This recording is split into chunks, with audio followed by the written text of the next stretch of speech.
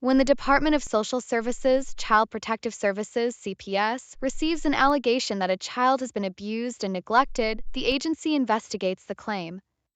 If, after investigating the allegation, CPS decides the claim is credible, a CPS social worker will prepare a petition to be filed with the court, alleging that the child is abused and neglected. Parents have a right to due process. The court, therefore, will appoint an attorney for a parent that cannot afford to hire their own. An attorney called a guardian ad litem will be appointed for the child to represent their best interest. The court will also appoint a court-appointed special advocate or CASA worker to work with the family during the foster care process and report their observations to the court.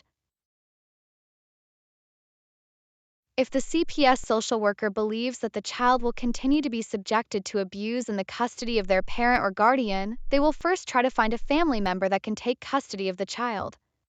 If a family member is not available, they can ask the court to order the child removed from their parents' physical custody and placed in the custody of CPS or foster care. If CPS does not believe that the child needs to be removed from their home but believes that parents need to stop certain abusive or neglectful behavior, CPS will ask the court to enter a preliminary child protective order, which prohibits the parent from engaging in certain behavior. The court will hold several hearings to determine whether the child is abused and neglected and if they can return to their parents' care. Most child abuse and neglect cases have at least 5 different court hearings: a preliminary hearing, an adjudicatory hearing, a dispositional hearing, a foster care review hearing, and a permanency planning hearing. Throughout the process, the court's primary goal is to return the child to their parents no later than a year from when CPS removed the child from their parents. A preliminary hearing must be held within 5 business days of when CPS removed the child from their parents' custody. At the preliminary hearing, the court will decide whether CPS had sufficient basis to remove the child from their parents and whether the child can return home. Each parent is required to attend the preliminary hearing, along with the guardian ad litem, CASA, CPS social worker, and a county attorney who represents CPS.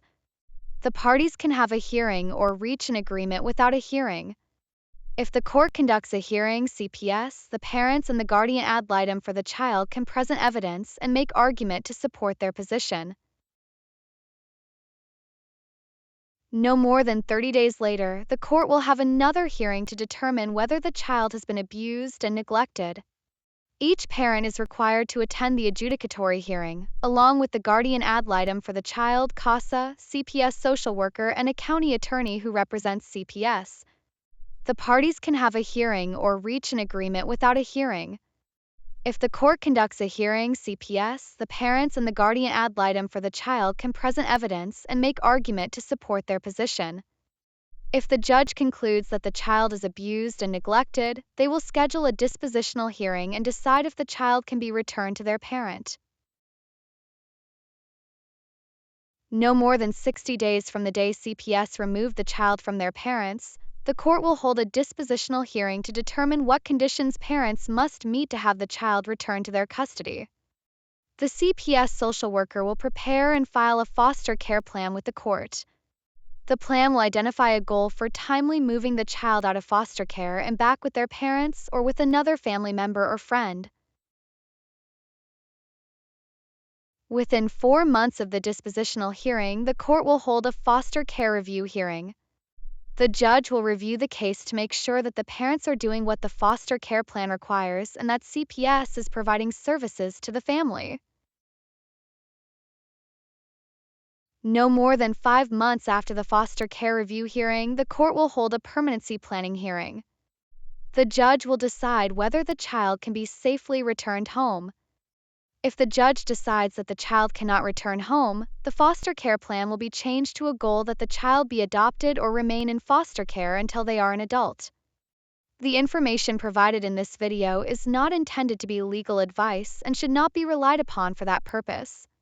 You are strongly encouraged to speak with an attorney so that legal proceedings and the effect of legal documents and orders can be explained.